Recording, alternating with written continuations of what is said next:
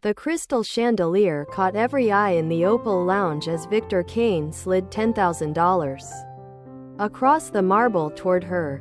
"Keep the change," he said.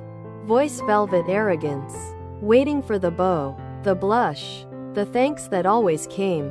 Lena met his gaze without flinching. She folded the bills once, twice, then placed them back in front of him with deliberate calm. "I don't take payment for being looked at like I'm for sale." The room froze. Forks hovered. Whispers died. Victor's smile cracked like thin ice. She turned away, already wiping the next table, erasing him from her night.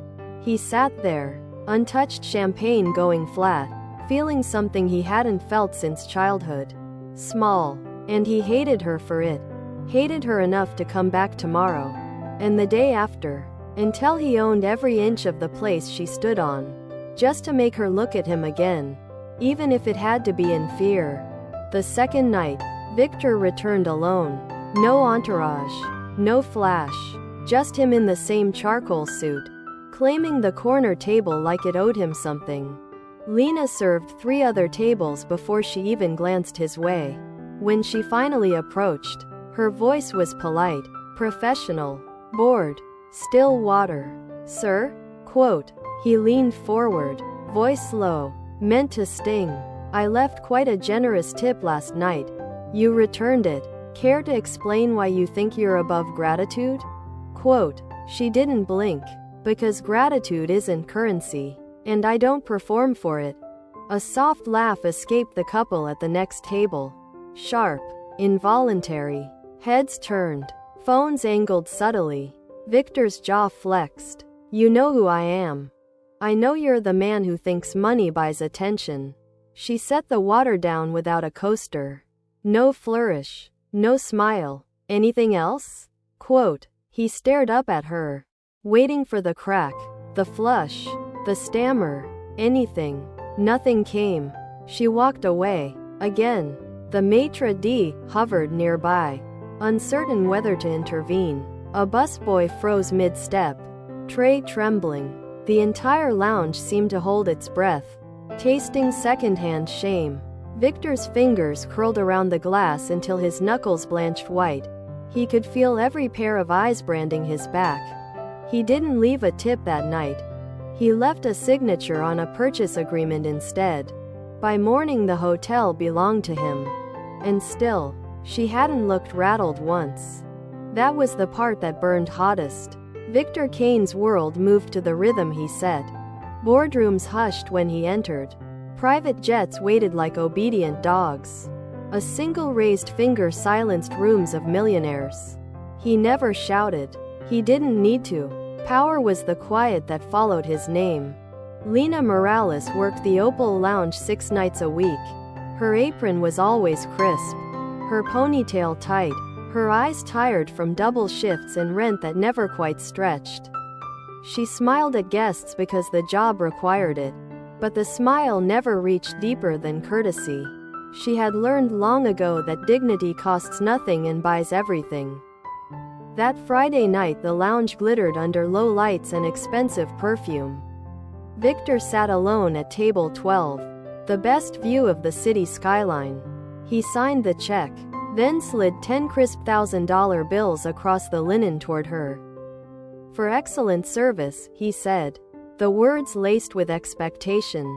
Lena looked at the money, then at him. She gathered the bills with careful fingers, folded them once, and placed them back beside his water glass. "I'm paid by the hotel, sir." Tips feel different when they come with a look like that. No raised voice. No scene. Just the soft clink of crystal stopping mid-sip around them. A woman at the next table let out a startled breath. A phone screen tilted to capture the moment without flash. The silence wasn't loud. It was surgical. Victor felt the room turn its face toward him. Not in awe this time, but in curiosity. Not pity. Worse. Amusement held politely behind lips. She hadn't insulted him. She had simply refused to play the part he'd written. He left without another word. The bills stayed on the table like an accusation. The next evening he was back. Business dinner, he told the maitre d'. Though no one joined him. He watched her move between tables. Efficient, calm, untouched. When she brought his scotch, he tried again. Quieter. You remember me? I remember every guest. Sir. Nothing more. No curiosity. No fear. She turned away before he could find the next line. He came the night after. And the one after that. Always alone. Always the same table. Always watching her treat him like furniture. Each indifferent, still or sparkling. Carved deeper. He was used to hunger in people's eyes. Greed. Admiration. Need. Indifference was a language he had never learned. It felt like mockery without a single cruel word. On the 8th night he sat until closing. The lounge emptying around him. She wiped down the bar. Back turned. Humming something soft under her breath. He stared at the back of her neck and felt something unfamiliar coil in his chest. Helplessness dressed as rage. At 2:17 a.m. he called his attorney from the backseat of the Maybach. By the Meridian Hotel. All of it, quietly. Close by Monday. The lawyer paused. Sir, that's not a small quote. Do it. He ended the call and looked up at the building's lit windows. Somewhere inside, she was probably clocking out, folding her apron, walking home under streetlights he could buy and sell. He should have felt triumph. Instead he felt only the sharp, stupid ache of a child whose toy has learned to say no. And he hated her more for making him feel it. The ink on the deed was barely dry when Victor strode into the Meridian Hotel's executive office. The former owner's nameplate already stripped from the door. Staff scattered like leaves in a storm. Maids averted eyes. The concierge stammered apologies for imagined slights. The maitre d' bowed so low his tie brushed the floor. Fear rippled through the halls. Whispers of layoffs and audits hung in the air. Victor savored it, the way power bent reality to his will.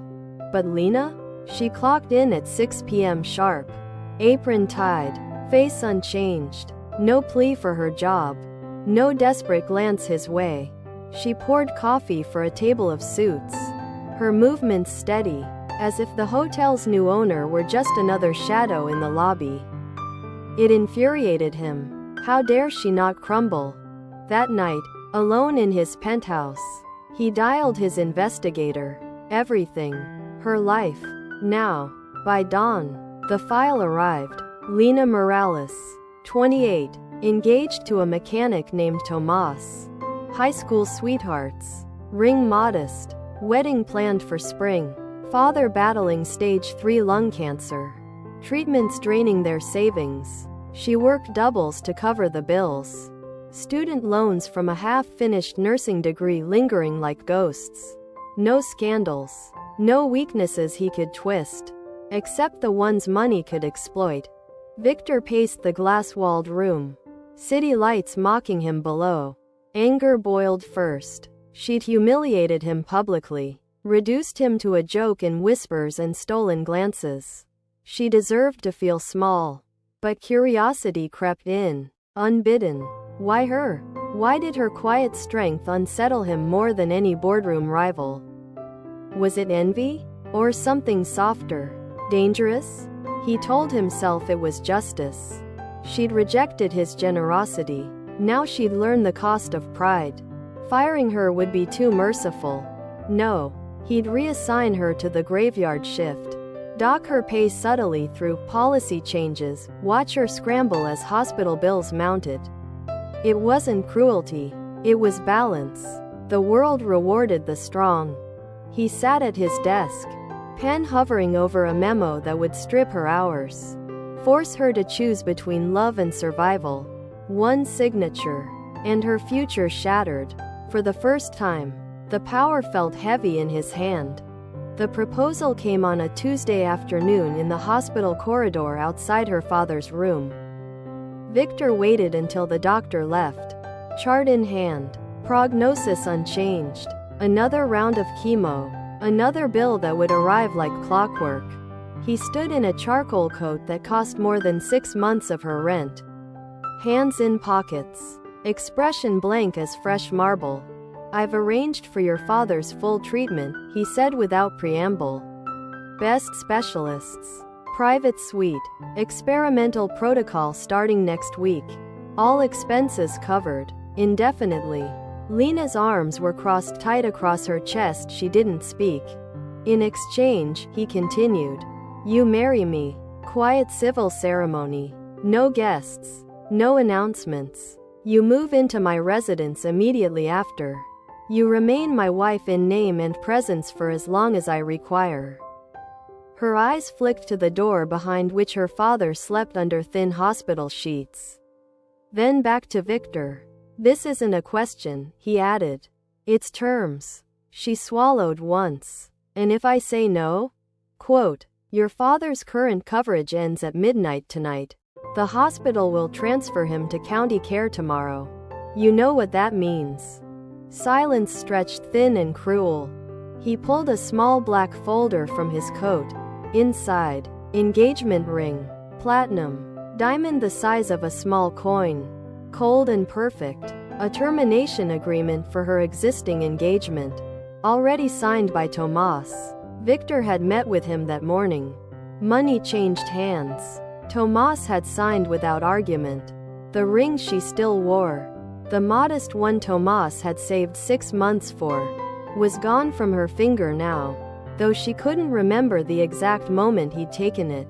She stared at the folder, at the pen he extended. "I don't love you," she said, voice flat. "I'm not asking for love."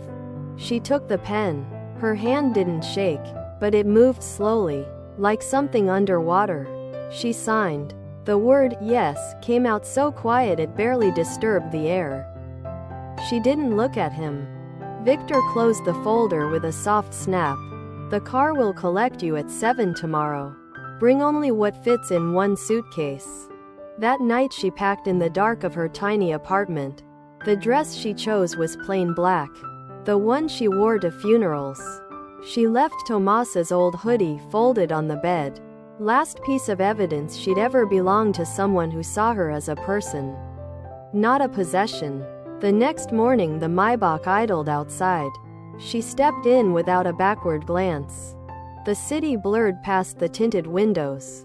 She sat with hands folded in her lap, back straight, eyes fixed on nothing. Victor watched her profile from the opposite seat. Triumph should have tasted sweeter. Instead it sat sour in his throat. Because she hadn't begged, hadn't cried, hadn't even raised her voice. She had simply surrendered, and in doing so, she had taken the only thing he couldn't buy, the illusion that he had won her. Now she was his, legally, publicly, completely. But as the car turned toward the steel and glass tower that would become her cage, Lena felt no heat of possession, no spark of being chosen. She felt only the cold certainty of ownership, like a painting bought at auction, hung, admired, and forgotten until someone else decided its value again. The penthouse swallowed Lena whole. Steel beams like bars, floor-to-ceiling windows framing a city that felt mocking in its indifference. Victor had left her with a curt nod after the ceremony, vanishing into his study like she was a delivered package. No honeymoon whispers, no tender touches, just the echo of her heels on marble as a maid led her to her room. A vast, impersonal suite with a bed the size of her old apartment. She stood there, still in the black dress, fingers tracing the silk sheets that smelled of nothing familiar. The ring on her hand weighed like a shackle, cold platinum biting into skin. Outside, rain streaked the glass, blurring the lights below. She thought of Tomas, gone now, bought off like everything else. Her father, breathing easier in that private room, the price tag invisible but etched in her bones. Sleep wouldn't come. She paced, bare feet silent on heated floors, until exhaustion pulled her under. Dreams twisted, Victor's face looming, not with desire, but possession. She woke before dawn, sheets tangled, staring at the ceiling that pressed down like judgment. In the next room, Victor listened to her restless breaths through the wall. Victory tasted like ash. The penthouse sprawled across the top floor like a silent kingdom of glass and stone. Floor-to-ceiling windows framed the city's restless glow. But inside, everything was hushed, curated, controlled, empty of warmth. Victor's daughter, Elena, was 9 and ghost quiet. She drifted through the vast living room like a shadow, dark hair falling over eyes that rarely met anyone's. Her mother had left years ago. Since then, the child spoke mostly in whispers and spent afternoons curled on the curved cream sofa, staring at nothing. His mother, Margaret Kane, sharp-tongued, silver-haired, still carrying the posture of old money, lived in the East Wing. She moved with deliberate grace, cane tapping like punctuation, her gaze cutting through pretense. She had raised Victor alone after his father's early death. She knew power's price and paid it daily in silence. Lena entered their world like an uninvited season. No fanfare, no demands. She was simply there, black dress traded for simple clothes, ring still heavy on her finger. The first evening, Elena sat by the window, knees drawn up, watching rain streak the glass. Lena passed with a tray of tea she'd made for Margaret. She paused. "May I sit?" she asked softly. Elena nodded once. Barely. Lena settled on the floor beside her, back against the sofa. No questions. No forced cheer. She just watched the rain too. After a long minute, Elena's small voice broke the quiet. "It never stops." "The rain?" Lena asked. "The feeling. Like everything's too big." Lena nodded. "It is big, but you're not small in it." She reached over, not touching, just close enough that Elena could lean if she wanted. The girl did, head resting lightly on Lena's shoulder. No words after that, just breathing in sync. Margaret watched from the doorway, arms crossed. Later, in the library, she found Lena arranging books that had gathered dust.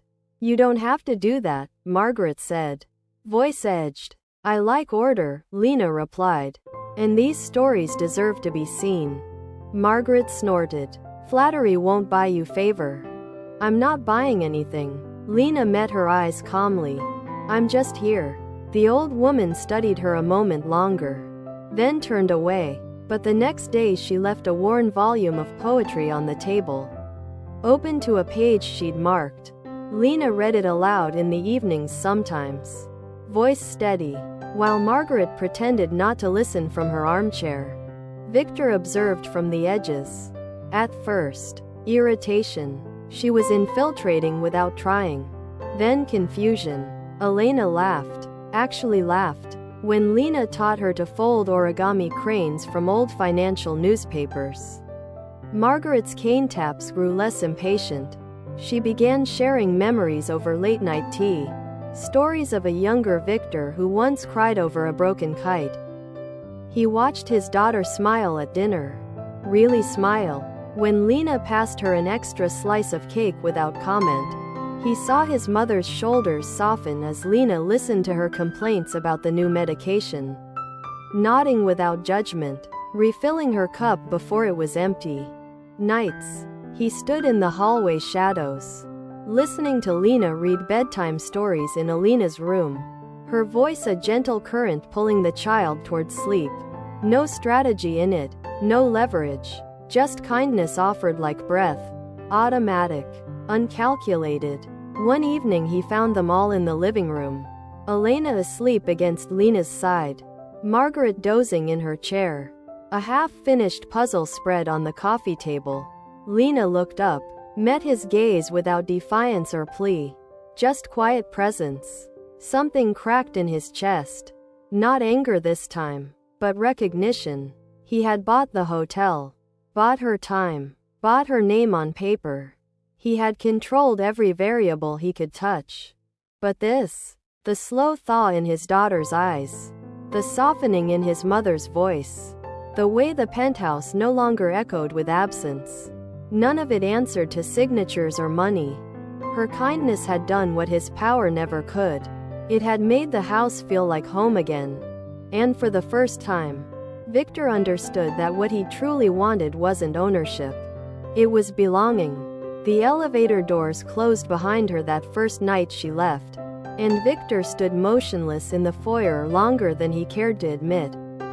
The apartment felt suddenly cavernous, every echo of her absence a fresh bruise. He walked to Alina's room on instinct.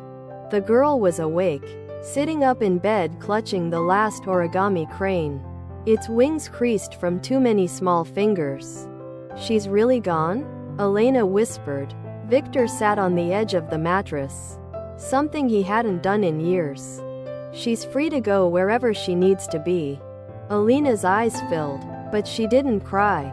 She only pressed the crane to her chest. "I thought maybe, if I was good enough."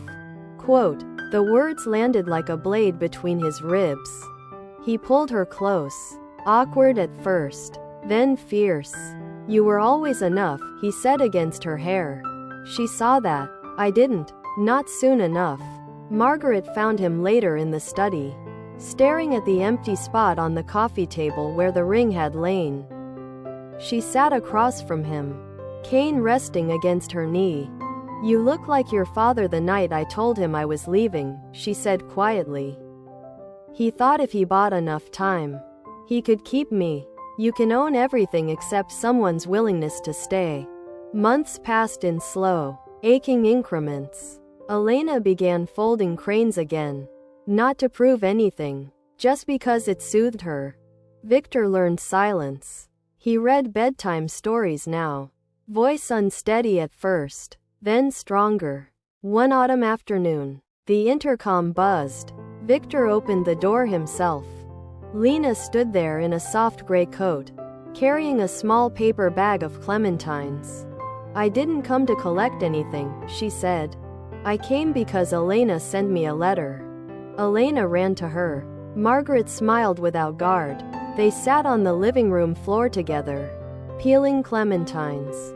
No contracts, no conditions, just presence. Later, Lena stood by the window.